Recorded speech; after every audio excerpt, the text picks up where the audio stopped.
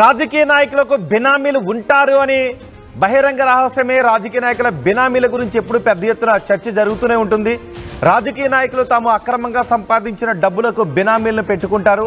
ఆ బినామీల పేరే ఆస్తులన్నీ పెట్టుకుంటారు అని అందరికీ తెలిసిన విషయమే. అయితే ఇప్పుడు ఒక బినామీ ఒక రాజకీయ నాయకుడికి పెద్ద షాక్ ఇచ్చినట్టుగా వార్తలు వస్తున్నాయి.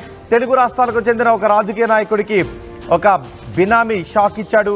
సుమారు 1000 కోట్ల రూపాయలతో యూరప్కి పారిపోయాడు ఆ బినామీ అంటూ వార్తలు వస్తున్నాయి. ఆంధ్రప్రదేశ్ తెలంగాణ నుంచి తరలించిన డబ్బుతో ఆ బినామీ పారిపోయాడు అంటూ వార్తలు వస్తున్నాయి. దానికి సంబంధించిన వార్తని ఇప్పుడు మీరు ఆర్టీవీ స్క్రీన్ పైన కూడా చూస్తున్నారు. 1000 కోట్ల రూపాయలతో రాజకీయ నాయకుడికి బినామీ జలకిచ్చాడు. తెలుగు రాష్ట్రాల నుంచి ఆ డబ్బును దుబాయ్కి తరలించి అక్కడి నుంచి పారిపోయాడు. కొద్ది రోజులుగా దూరంగా ఉంటున్నాడు. ఆ బినామీ రాజకీయ నాయకుడికి దూరంగా ఉంటూ వస్తూ ఇప్పుడు సుమారు 1000 కోట్ల రూపాయలతో పారిపోయాడు, ఉడాయించాడు, యూరోప్కి పారిపోయాడు అంటూ వార్తలు వస్తున్నాయి. సహజంగా రాజకీయ నాయకులందరూ కూడా తమ అక్రమంగా సంపాదించిన డబ్బులకు బినామీలను పెట్టుకుంటూ ఉంటారు. ఆ బినామీలే ఆ డబ్బులను మేనేజ్ చేస్తూ ఉంటారు. ఇప్పుడు పెద్ద ఎత్తున బినామీ ఆ రాజకీయ నాయకుడికి చెందిన డబ్బు తన దగ్గర ఉండటంతో ఆ రాజకీయ నాయకుడికి దూరంగా వస్తూ ఉన్నాడు.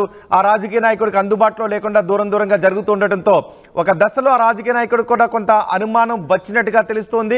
ఈ నేపథ్యంలోనే ఇక అనుమానం వచ్చినట్లయితే మళ్ళీ ఆ డబ్బులు ఆ రాజకీయ నాయకుడు ఎక్కడ తీసేసుకుంటాడో అనే భయంతో ఈ బినామీ యూరోప్కి పారిపోయినట్టుగా తెలుస్తోంది. గుట్టు చప్పుడు కాకుండా దుబాయ్ నుంచి యూరోప్కి డబ్బును తరలించారని వార్తలు వస్తున్నాయి. 2 రాష్ట్రాల్లో ఈ బినామీ వ్యవహారం హాట్ టాపిక్గా మారింది. ఈ నేపథ్యంలో అసలు ఈ రాజకీయ నాయకుడు ఎవరు, ఆయన బినామీ ఎవరు అంటూ పెద్ద ఎత్తున చర్చ జరుగుతుంది. రాజకీయ వర్గాల్లో మాత్రం ఈ చర్చ జరుగుతుంది. ఆ రాజకీయ నాయకుడి బినామీ 1000 కోట్ల రూపాయలు తీసుకుని యూరోప్కి ఉడాయించాడంట అంటూ రాజకీయ వర్గాల్లోనే పెద్ద ఎత్తున చర్చ జరుగుతోంది. మా ప్రతినిధి మధు ఉన్నారు పూర్తి సమాచారం అందించడానికి. మధు, సహజంగా రాజకీయ నాయకులకు బినామీలు ఉంటారు, వారి అక్రమ సంపాదన అంతా బినామీల పేరుపైనే పెడతారు అనేది అందరికీ తెలిసిన విషయమే. అయితే ఇక్కడ ఈ బినామీ 1000 కోట్ల రూపాయలతో యూరోప్కి పారిపోయాడు అంటూ వార్తలు వస్తున్నాయి. అసలు ఆ రాజకీయ నాయకుడు ఎవరు, బినామీ ఎవరు?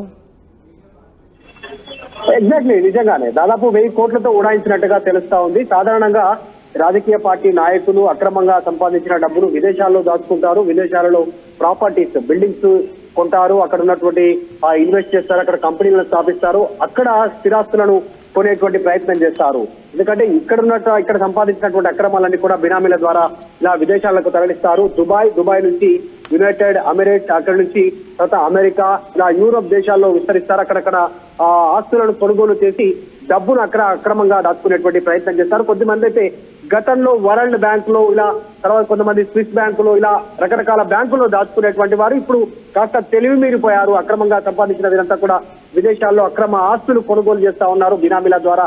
ఇలాగే తెలుగు రాష్ట్రాలకు సంబంధించినటువంటి ఒక నాయకుడు సంబంధించినటువంటి బినామీ 1000 కోట్లను వివిధ రూపాలలో దుబాయ్ తరలించినట్టుగా తెలుస్తా ఉంది.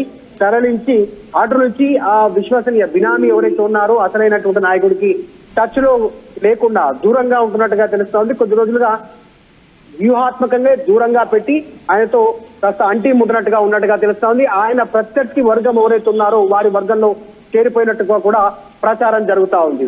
ఈ పరారైనటువంటి వ్యక్తి దాదాపు 1000 కోట్లకు సంబంధించినటువంటి డబ్బును అక్కడి నుంచి యూరోప్ తరలించి ఆ యూరోప్ లో ఒక కంట్రీలో, ఒక దేశంలో తలదాచుకున్నట్టుగా అక్కడే ఆస్తులు కొనుగోలు చేస్తున్నట్టుగా ప్రస్తుతం గుర్తించినట్టుగా తెలుస్తా ఉంది. చాలా పెద్ద ఎత్తున చర్చ కొనసాగుతా ఉంది. ఈ నేతకి ఇలా జరగడం ఇది 2వసారి అనేటువంటిది కూడా ప్రచారం జరుగుతుంది. గతంలో ఇలాంటి ఒక షాక్ తగిలింది. ఇప్పుడు మరొకసారి ఆయన సంబంధించినటువంటి బినామీ డబ్బుతో టోకరా ఇచ్చినట్టు సిచ్యువేషన్ కనిపిస్తా ఉంది. ప్రత్యర్థి వైపు ఫిరాయించారు, ప్రత్యర్థులతో చేతులు కలిపారు అనేటువంటి చర్చ ఒక నడుస్తా ఉంటే, లేదు ఆ నాయకుడే ప్రస్తుతం కొంత ఉన్నటువంటి పరిస్థితులను అంచనా వేసుకొని దూరంగా ఉండాల్సిందిగా, హైడ్ అవ్వాల్సిందిగా, ఎవరికి కనపడకుండా హైడ్ అవ్వాల్సిందిగా ఉండాలని ఈయననే ఆదేశించారు ఆ నాయకుడే ఆ బినామీకి అనేటువంటి చర్చ కూడా మరోవైపు నడుస్తోంది. మొత్తానికి ఈ వార్త ప్రస్తుతం నెట్టింట్లో పెద్ద ఎత్తున హాట్ టాపిక్ గా మారింది. ఎవరు ఆ నేత, ఎవరు 1000 కోట్లు పంపించినటువంటి ఆ బినామీ ఎవరు, ఆ మోసపోయినటువంటి నేత ఎవరైనటువంటిది చర్చ జరుగుతా ఉంది. 2 తెలుగు రాష్ట్రాలైన వార్త ఈ ఆంధ్రప్రదేశ్, తెలంగాణలో. ఒకవేళ తెలంగాణలో అయితే మొన్నటి వరకు 10 సంవత్సరాలు అధికారంలో ఉన్నటువంటి బీఆర్ఎస్ పార్టీకి సంబంధించినటువంటి నాయకుడి డబ్బా, లేదంటే మొన్నటి వరకు 5 ఏళ్లు అధికారంలో ఉన్న ఆంధ్రప్రదేశ్ సంబంధించినటువంటి రాజకీయ పార్టీ నాయకుల సొమ్మ అనేటువంటిది పెద్ద ఎత్తున చర్చ కొనసాగుతా ఉంది. మరిన్ని డీటెయిల్స్ త్వరలో తెలిసే అవకాశం ఉంది. రోహిత్. రైట్ మధు. తెలుగు రాష్ట్రాల్లో ఒక రాజకీయ నాయకుడికి చెందిన బినామీ గురించిన వ్యవహారం నెట్టింట పెద్ద ఎత్తున సంచలనంగా మారింది. ఒక రాజకీయ నాయకుడి బినామీ 1000 కోట్ల రూపాయలతో యూరోప్కి పారిపోయాడు అంటూ వార్తలు వస్తున్నాయి. ఆ రాజకీయ నాయకుడికి ఏడాది కాలంలో ఇది రెండో జలక్ అంటూ వార్తలు వస్తున్నాయి. ఎక్కడ కూడా పేరుని బయటకు చెప్పకుండా సోషల్ మీడియాలో ఈ వార్తలు చక్కర్లు కొడుతున్నాయి. అయితే ఆ రాజకీయ నాయకుడు ఆంధ్రప్రదేశ్కు చెందిన వ్యక్తి, తెలంగాణకు చెందిన వ్యక్తి అన్నది కూడా గుట్టు చప్పుడు కాకుండా ఉంచుతున్నారు. మీరేమనుకుంటున్నారు? తెలుగు రాష్ట్రాల ప్రజలుగా ఆ రాజకీయ నాయకుడు ఎవరు అని మీరు అనుకుంటున్నారు? ఎందుకంటే గత ఏడాది కాలంలో ఆ రాజకీయ నాయకుడికి ఇది రెండో జలక్ అని చెప్తున్నారు. ఇంకొక వార్త కూడా వస్తుంది. మారిన రాజకీయ పరిస్థితుల నేపథ్యంలో ఇక్కడ కొన్ని ఇబ్బందులు తలెత్తుతున్నాయి కాబట్టి ఆ వ్యక్తి ఇక్కడ రాజకీయపరమైన ఇబ్బందులు తలెత్తకుండా రాజకీయ నాయకుడు సూచనతోనే యూరోప్కి వెళ్ళిపోయాడు అంటూ వార్తలు వస్తున్నాయి. అదే సమయంలో లేదు, 1000 కోట్ల రూపాయలు ఉన్నాయి కాబట్టి గత కొంతకాలం నుంచి ప్రత్యర్థి శిబిరంతో అంటకాగుతూ ఉన్నాడు. ఈ నేపథ్యంలోనే ప్రత్యర్థి శిబిరం నుంచి వచ్చిన సూచనలతోనే 1000 కోట్ల రూపాయలు పట్టుకుని యూరోప్కి వెళ్ళిపోయాడు అంటూ వార్తలు వస్తున్నాయి. కానీ తెలంగాణకు చెందిన రాజకీయ నాయకుడు, ఆంధ్రప్రదేశ్కు చెందిన రాజకీయ నాయకుడు అనేది ఇంకా క్లారిటీ ఇవ్వడం లేదు. ఎందుకంటే ఆంధ్రప్రదేశ్లోనూ ప్రభుత్వం మారింది, తెలంగాణలోనూ ప్రభుత్వం మారింది. ఈ నేపథ్యంలో అప్పటి అధికార పార్టీ నాయకులకు ఇప్పుడు 2 చోట్ల పార్టీలు అధికారం మారడంతో కొంత ప్రతికూల పరిస్థితులను ఎదుర్కోవాల్సిన సిచ్యువేషన్ ఏర్పడుతుంది. దీంతోనే ఆ రాజకీయ నాయకుని బినామీ, ఆ రాజకీయ నాయకుడు సూచనతోనే యూరోప్కి వెళ్ళిపోయాడు అంటూ వార్తలు వస్తున్నాయి. కాదు, ప్రత్యర్థి శిబిరంతో అంటకాగుతూ ప్రత్యర్థి శిబిరం చేసిన సూచనలతో, అంటే అధికార పార్టీలు చేసిన సూచనలతో అనుకోవాల్సిన అవసరం ఉంటుంది. వాళ్ళ సూచనలతోనే ఈ 1000 కోట్ల రూపాయలు పట్టుకుని యూరోప్కి పారిపోయాడు అంటూ వార్తలు వస్తున్నాయి. బహుశా 1-2 రోజుల్లో దీని గురించి పూర్తి క్లారిటీ కూడా వచ్చే అవకాశం ఉంటుంది. తెలుగు రాష్ట్రాల ప్రజలుగా మీరేమనుకుంటున్నారు? ఆ రాజకీయ నాయకుడు ఆంధ్రప్రదేశ్కు చెందిన రాజకీయ నాయకుడు అనుకుంటూ ఉన్నారా?